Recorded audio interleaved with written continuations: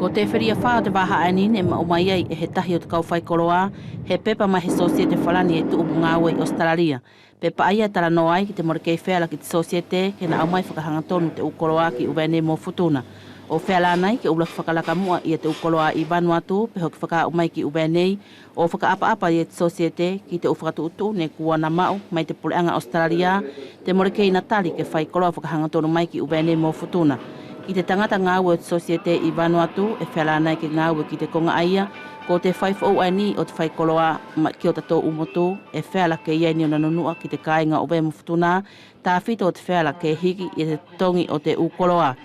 Ko te tokolahi o te kau whaikoloa o wēmu futuna he kina tau whilawe i mo te konga aini, ko te uhi ke haere lele tana tau uwhilongoi muna tau kau whaikoloa o Australia. E na tau nofu whakalongo ke tau mai te usitima, pe au mai i te ukoloa ani na tau whakaui ki te terituale aia. Ka e tonu ke tau iloi i uwene mo futuna e whela ke lau ki te ni mangofuru mai te teau i te lahi o te ukoloa Australia mo New Zealand e whakatau mo whakaaunga e te hai o uwea mo futuna.